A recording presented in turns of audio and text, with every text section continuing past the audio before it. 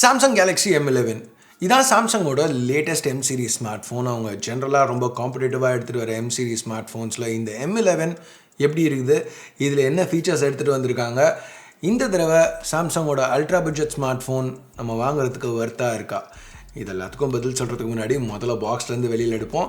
ஹே guys, என் பேர் ash, நீங்கள் பார்த்துட்டு இருக்கிறது C4E Tech தமிழ்.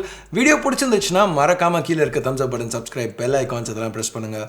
இப்போ நம்ம வீடியோவுக்கு போவோம்.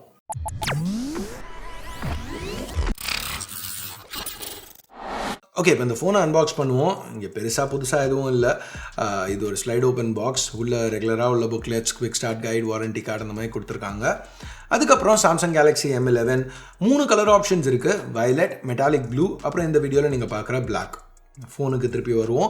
பாக்ஸில் வேறு என்ன இருக்குன்னு பார்த்தா ஒரு 15 வாட் ஃபாஸ்ட் சார்ஜர், அது கூட USB Type-C கேபிளும், சிம் இஜெக்டர் பின்னும். ஸோ அவ்வளோதான் அன்பாக்சிங்க்கு. இப்போ M11 பற்றி டீட்டெயில்டாக பார்க்குறதுக்கு முன்னாடி இதெல்லாம் தான் பாக்ஸ் கான்டென்ட்ஸ், இதெல்லாம் தான் பாக்ஸில் இருந்துச்சு. இதுதான் சாம்சங் கேலக்ஸி M11. ஸோ இந்த தடவை என்ன சேஞ்சஸ் எடுத்துகிட்டு வந்திருக்காங்க? ஓகே, பில்ட்லேருந்து ஆரம்பிப்போம். M10s கம்பேர் பண்ணல M11 லைட்டாக ஹைட்டும் சரி, வித்தும் சரி, திக்னஸும் சரி அதிகம் தான். அது மட்டும் இல்லாமல் வெயிட்டும் 28 கிராம்ஸ் அதிகம். ஸோ இது காரணம் என்ன? ஸ்க்ரீன் சைஸ் ஒன்றும் இங்கே இன்க்ரீஸ் பண்ணல, அதே 6.4 இன்ச் டிஸ்பிளே தான். ஸோ ஏன் இங்கே சைஸ், இந்த ஃபுட் பிரிண்ட் ஏன் இன்க்ரீஸ் ஆகிருக்கு? இனிஷியலாக சாம்சங் அவங்க M series ஃபோன்ஸை லான்ச் பண்ணல M20, M30 ரெண்டுத்துலேயுமே 5000 mAh பேட்டரி இருந்துச்சு. ஆனால் M10ல் வெறும் 4000 mAh பேட்டரி தான் கொடுத்துருந்தாங்க. இப்போ M21, M31 ரெண்டுத்துக்குமே 6000 mAh எடுத்துகிட்டு வந்துட்டாங்க. ஸோ M11ல் இந்த தடவை 5000 mAh பேட்டரி கொடுத்துருக்காங்க. ஸோ 25% பேட்டரி கெப்பாசிட்டி இன்க்ரீஸ் ஆகையில் லைட்டாக ஃபுட் பிரிண்ட் இன்க்ரீஸ் ஆகிருக்கிறது பரவாயில்லன்னு நான் நினைக்கிறேன். ஆனால் M10s அளவுக்கு இதுவும் கையில் பிடிச்சி யூஸ் பண்ணுறதுக்கு ஈஸியாக தான் இருக்குது. இன்ஃபேக்ட் அதோட ஈஸியாக இருக்குது. ஏன்னா இந்த பிளாஸ்டிக் பேக் இந்த தடவை இதில் மேட் ஃபினிஷ் யூஸ் பண்ணியிருக்காங்க. ஸோ கிரிப் பெட்டராக இருக்குது. ப்ளஸ் பார்க்கவும் எனக்கு இன்னும் பிடிச்சிருக்கு. ஏன்னா ஃபிங்கர் பிரிண்ட்ஸ் ஸ்மட்ஜஸ்லாம் ஒரு கிளாசி பேக்கில் பிக்கப் ஆகிற அளவுக்கு இதில் ஆறதில்லை. இந்த பில்ட் நல்லா ஃபங்க்ஷனலாக இருக்குன்னு சொல்லலாம். பவரும் வால்யூம் கீஸும் ரைட்டில் கொடுத்துருக்காங்க. Headphone jack, secondary noise cancelling mic டாப்பில், லெஃப்ட்டில் ஒரு ட்ரே இருக்குது. இந்த ட்ரேயில் 2 சிம்ஸ் ப்ளஸ் ஒரு மைக்ரோ SD கார்டு போட முடியும். ஸோ சாம்சங் இன்னமும் டெடிகேட்டட் மைக்ரோ SD சப்போர்ட் அவங்க M series கண்டினியூ பண்ணுறாங்க. ஸோ அது ஒரு பாசிட்டிவ். அடுத்து கீழே பிரைமரி மைக்ரோஃபோனும் ஸ்பீக்கரும் இருக்குது. அதுக்கு நடுவில் ஒரு USB Type-C போர்ட். ஃப்ரண்ட்டில் பார்த்தீங்கன்னா ஏற்கனவே சொன்ன மாதிரி டிஸ்பிளே சைஸ் மாறல, பட் நாட்சுக்கு பதிலாக இப்போ ஒரு சின்ன பஞ்ச் ஹோல் டாப் லெஃப்ட்டில் கொடுத்துருக்காங்க. இதனால தான் சாம்சங் AMOLEDக்கு பதிலாக இங்கே LCD டிஸ்பிளே யூஸ் பண்ணியிருக்காங்க. உங்கள் கருத்து என்ன? பஞ்ச் ஹோல் எடுத்துகிட்டு வந்து AMOLED கட் பண்ணுறது ஓகேன்னு நினைக்கிறீங்களா? இல்லை வாட்டர் ட்ராப் நாட்சாக இருந்தாலும் பரவாயில்ல, AMOLED பேனலே கொடுத்துருக்கலாம் அப்படின்னு நினைக்கிறீங்களா? ஓகே, யூடியூப் இப்போ போல்ஸ் ரிமூவ் பண்ணுறாங்க. ஸோ அதனால் கமெண்ட்ஸில் சொல்லுங்கள் எது உங்களுக்கு பெட்டர்னு நினைக்கிறீங்கன்ட்டு. ஆனால் இது ஒரு தரமான LCD பேனல் மாதிரி தான் தெரியுது. ரெசல்யூஷன் அதே தான், HD+. ஆஸ்பெக்ட் ரேஷியோவும் 19.5/9. Pixel density 266 pixels per inch. So ரொம்ப ஷார்ப்னு சொல்ல மாட்டேன். ஆனால் கலர்ஸ், வியூயிங் ஆங்கிள்ஸ் எதுவும் குறை சொல்லிக்கிற மாதிரி இல்லை. பிரைட்னஸ் ஆக்சுவலாக நல்லாவே இருந்துச்சு. இப்போ வெளியில் இந்த செல்ஃபீஸ்லாம் எடுக்கையில் எனக்கு ஸ்க்ரீனை பார்க்குறதுக்கு எந்த பிரச்சனையும் இல்லை. இந்த செல்ஃபீஸ் அந்த 8 மெகாபிக்சல் செல்ஃபி கேமரா, அந்த பஞ்சோலில் இருக்குல்ல, அந்த கேமரா வச்சு எடுத்தது தான்.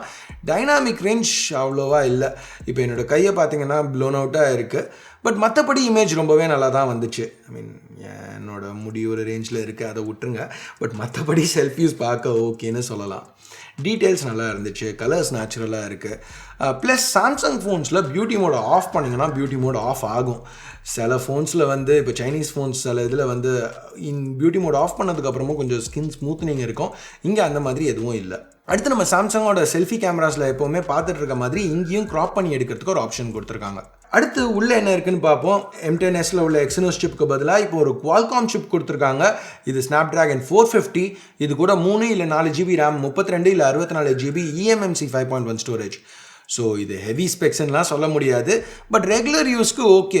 ஒரு பர்ஃபார்மன்ஸ் பர்ஸ்பெக்டிவ்லேருந்து பார்க்கல இந்த M11 ஒரு செகண்ட் ஃபோனாக யூஸ் பண்ணலாம். இல்லைனா யாராவது ரொம்ப கேம்ஸ் விளையாட மாட்டாங்க, ஹெவியாக யூஸ் பண்ண மாட்டாங்க அப்படிங்கிறவங்களுக்கு மேபி ரெக்கமெண்ட் பண்ணலாம். ஏன்னா இங்கே லைட் யூசேஜுக்கு One UI 2.0 நல்லா தான் இருந்துச்சு. அக்கேஷ்னலாக ஒரு ஸ்டட்டர் இருக்குது, பட் மோஸ்ட்டாக ஸ்மூத்தாக இருந்துச்சு. இங்கே நோட் பண்ண வேண்டிய ஒரு நெகட்டிவ் என்னென்னா, நிறைய ப்ரீ இன்ஸ்டால்ட் ஆப்ஸ் இருக்குது. இது எல்லாமே அன்இன்ஸ்டால் பண்ண முடியும். பட் லான்ச்லேயே இது போக இன்னும் அதிகமாக ஆப்ஸ் இன்ஸ்டால் பண்ணலாமான்னு கேட்டு அது எல்லாமே நாங்கள் அவாய்ட் பண்ணது போக இத்தனை ஆப்ஸ் இருந்துச்சு. ஸோ அது ஒரு சின்ன நெகட்டிவ். இப்போ இந்த ஆப்ஸ்குள்ளே மாற்றி ஜம்ப் பண்ணலையும் சரி, ஏதாவது சைட் ப்ரௌஸ் பண்ணலையும் சரி, எல்லாமே ஸ்மூத்தாக தான் இருந்துச்சு. இங்கே டார்க் மோட் இருக்குது, அது போக தீம் சப்போர்ட் இருக்குது. ஸோ உங்கள் ஹோம் ஸ்க்ரீன் எப்போவுமே கொஞ்சம் இன்ட்ரெஸ்டிங்காக வச்சுக்கலாம். 32 GB வேரியண்ட்டில் 23 GB ஸ்டோரேஜ் யூஸபிள் யூஸ்ஃபுல்லாக இருக்குது. அஃப்கோர்ஸ் வேணும்னா மைக்ரோ எஸ்டி யூஸ் பண்ணி அதை எக்ஸ்பேண்ட் பண்ணிக்கலாம். மற்றபடி எஃப்எம் ரேடியோ சப்போர்ட் இருக்குது. ஃபேஸ் அன்லாக்கும் நல்லா ஃபாஸ்ட்டாக இருந்துச்சு. இந்த ஃபிங்கர் பிரிண்ட் ஸ்கேனர் இதுவும் குவிக்காக இருந்துச்சு. இப்போது இந்த ஃபிங்கர் பிரிண்ட் ஸ்கேனர் பற்றி பேசல நீங்கள் பின்னாடி பார்த்துருந்தீங்கன்னா M11ல் 3 கேமராஸ் இப்போ கொடுத்துருக்காங்க. M10s கம்பேர் பண்ணல ஒரு எக்ஸ்ட்ரா சென்சர். இது ஒன்றும் பெரிய விஷயம் கிடையாது, ஏன்னா இங்கே ஒரு டெப்த் சென்சர் தான் எக்ஸ்ட்ராவாக எடுத்துகிட்டு வந்திருக்காங்க. பட் லைவ் ஃபோக்கஸ் ஷாட்ஸ் இதனால இன்னும் கொஞ்சம் பெட்டராக இருக்கும்னு எதிர்பார்க்குறோம். எட்ஜ் டிடெக்ஷன் இன்னும் கொஞ்சம் ஆக்யூரேட்டாக இருக்கணும். இந்த ஷாட் பார்க்க எப்படி இருக்குது, நீங்கள் என்ன நினைக்கிறீங்க?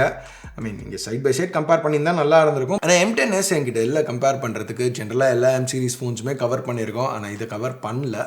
எனிவே மற்ற 2 கேமராஸ் எடுத்தோன்னா பார்க்குறதுக்கு M10sல உள்ள அதே கேமராஸ் மாதிரி தான் இருக்குது. 13 mega pixel regular, 5 mega pixel ultrawide. இந்த தடவை ஒரு சின்ன டிஃப்ரென்ஸ் இருக்கானா, 13 மெகா பிக்சல் பிரைமரி சென்சர் கூட இன்னும் ஃபாஸ்ட்டான f1.8 லென்ஸ் யூஸ் பண்ணியிருக்காங்க. ஸோ இந்த ஷாட்டை வச்சு பார்க்கல உங்களாலே நோட்டீஸ் பண்ண முடியணும். டெப்த் ஆஃப் ஃபீல்ட் ரொம்ப ஷாலோவாக இருக்குது. அதாவது அந்த பேக்ரவுண்ட் பிளர் ரொம்பவே நல்லா இருக்குது. சாம்சங்கோட கலர் ப்ராசஸிங் நல்லா ரிச்சாக இருக்குது. டைனாமிக் ரேஞ்ச் ப்ரைஸ் இந்த ப்ரைஸ்க்கு ஓகேன்னு சொல்லலாம். நிறைய டீட்டெயில் கேப்சர் ஆகுது. 5 மெகா பிக்சல் அல்ட்ரா வைடில் எடுக்கிற ஷாட்ஸ் இந்த செக்மெண்ட்டுக்கு எவ்வளோ நல்லா இருக்கும்னு எதிர்பார்க்க முடியுமோ அந்த அளவுக்கு இருக்குது. அஃப்கோர்ஸ் பிரைமரி சென்சர் அளவுக்கு இல்லாட்டியும் நிறைய விஷயங்களை ஒரு ஃப்ரேமில் ஃபிட் பண்ணுறதுக்கு யூஸ்ஃபுல்லாக இருக்குது. ஸோ ஆப்ஷன்ஸ் இருக்கிறது நல்லது தானே. டெக்னாலஜி இப்போ ரொம்பவே ஃபாஸ்ட்டாக இம்ப்ரூவ் ஆயிருக்கு. இப்போ நம்ம இந்த மாதிரி பட்ஜெட் ஃபோன்ஸில் கூட 4K வீடியோ ரெக்கார்டிங் எதிர்பார்க்க ஆரம்பிச்சிட்டோம். இந்த M11ல் 4K சப்போர்ட் இல்லை. மேபி அடுத்த தடவை அவங்க இன்க்ளூட் பண்ணலாம். பட் இந்த தடவை கண்டிப்பாக அது ஒரு சின்ன நெகட்டிவ்னு சொல்லலாம். ஃபுல் HD வீடியோ பார்க்க நல்லா தான் இருக்குது. ஸோ இப்போ ஃபைனலாக ப்ரைஸிங்க்கு வருவோம். Galaxy M11 11,000 ஸ்டார்ட் ஆகுது. இந்த தடவை ஒரு 464 ஹையர் வேரியண்ட்டும் எடுத்துகிட்டு வந்திருக்காங்க 13,000.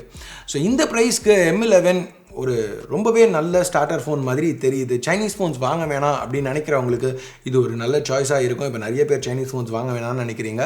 ஸோ அப்படி இருக்கையில் இந்த M11 ஒரு நல்ல ஸ்டார்டர் ஃபோனாக நீங்கள் கருதலாம். அட்லீஸ்ட் இப்போதைக்கு இனிஷியல் இம்ப்ரெஷன்ஸில் அப்படி தான் தெரியுது. இன்னும் டீட்டெயில்டாக டெஸ்ட் பண்ணி பார்த்துட்டு ஃபுல் ரிவ்யூவில் இதை பற்றி இன்னும் நம்ம டீட்டெயில்டாக இன்டெப்த்தாக பார்ப்போம். அது வரைக்கும் வீடியோ பார்த்ததுக்கு நன்றி. அடுத்த வீடியோவில் உங்களுக்கு திருப்பி அதுக்கு முன்னாடி முடிஞ்சா கீழே இருக்க தம்ஸ் அப் பட்டன், பிடிக்கலனா தம்ஸ் டவுன் பட்டன் ஏதோ ஒன்று ப்ரெஸ் பண்ணுங்கள். சப்ஸ்கிரைப் பண்ணலன்னா சப்ஸ்கிரைப் பட்டன் ஏற்கனவே சப்ஸ்கிரைப் பண்ணியிருந்தீங்கன்னா பக்கத்தில் உள்ள பெல் ஐக்கான் அதையும் ப்ரெஸ் பண்ணுங்கள். அப்போ தான் நான் போடுற வீடியோஸை நீங்கள் மிஸ் பண்ணாமல் பார்க்க முடியும்.